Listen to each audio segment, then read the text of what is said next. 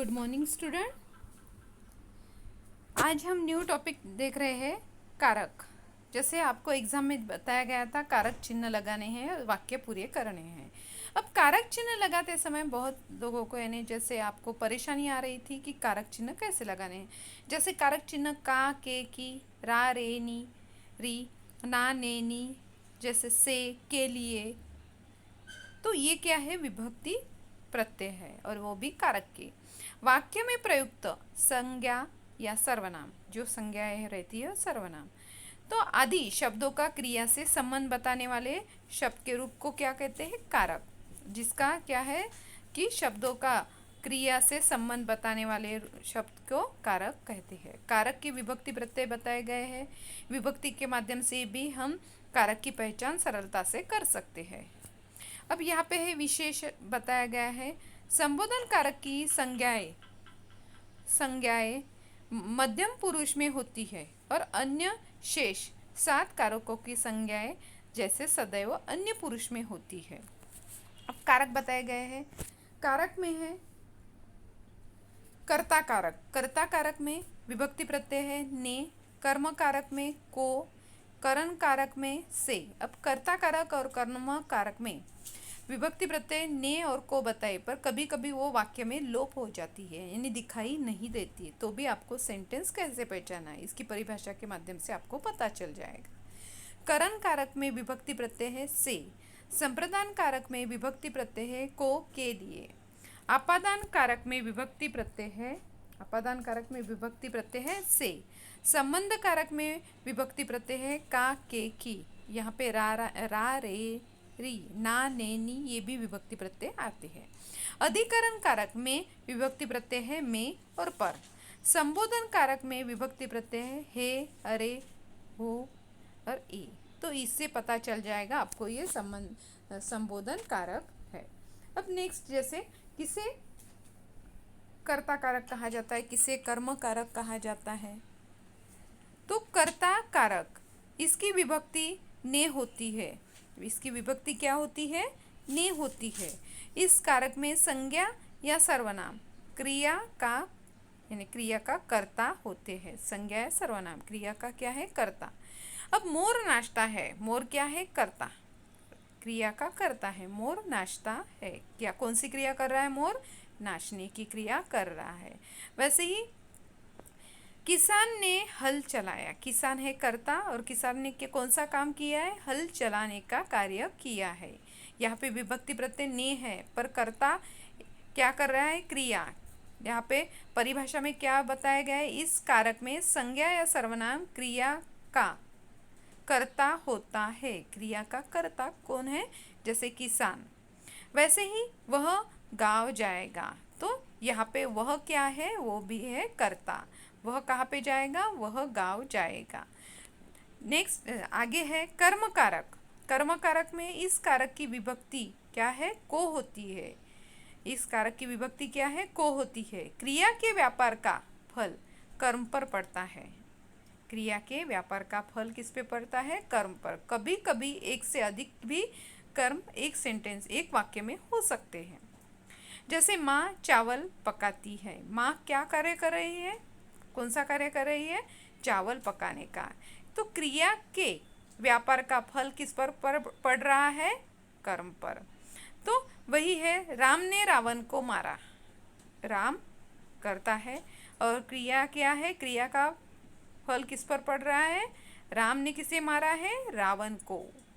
तो यहाँ पे रावण, चावल, उसके बाद छात्र निबंध लिख रहे हैं। छात्र क्या लिख रहे हैं? निबंध। चावल, रावण और निबंध, ये क्या है? कर्म। इसलिए ये है कर्म कारक।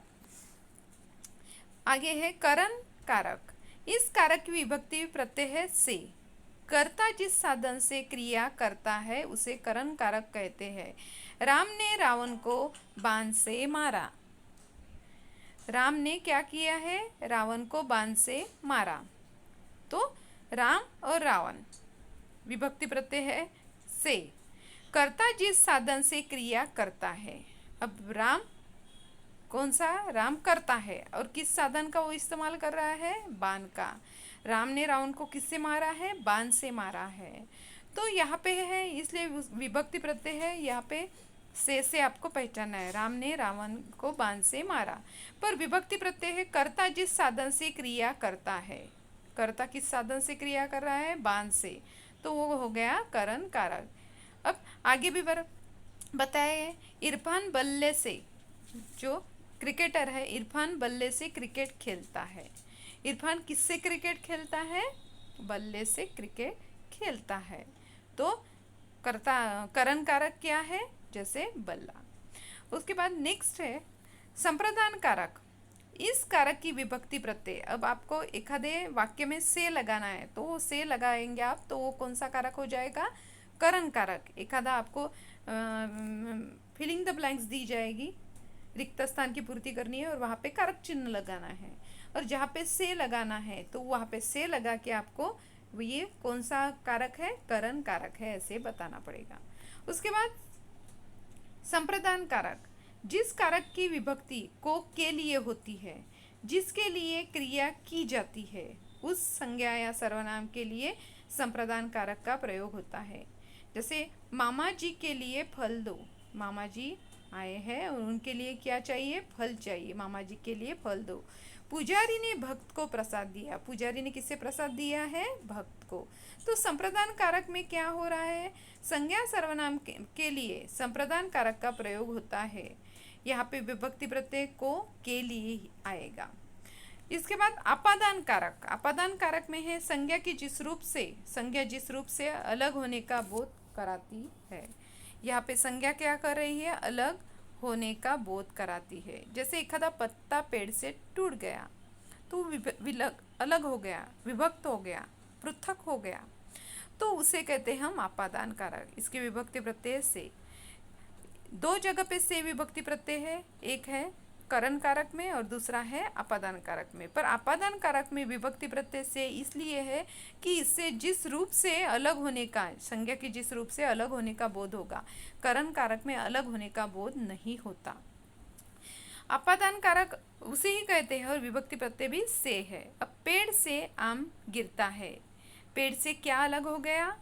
आम अलग हो गया। रोहन टंकी से गिर गया। रोहन कहाँ से गिर गया? टंकी से। यानी रोहन किससे अलग हो गया? टंकी से। दही से मक्खन निकाला जाता है। दही से क्या अलग हो गया? मक्खन अलग हो गया। तो यहाँ पे क्या होता है? साथ में इसमें अपादान कारक में तुलना भी की जाती है। जैसे पत्र लिख रही, दो लड़कियां हैं और पत्र लिखने का काम है। एक का पत्र बहुत अच्छा है और एक का ठीक है, तो तुलना भी इसमें की जाएगी। तो ये आता है अपादान कारक। उसके बाद है संबंध कारक। संबंध कारक में विभक्ति प्रत्यय है। जैसे का की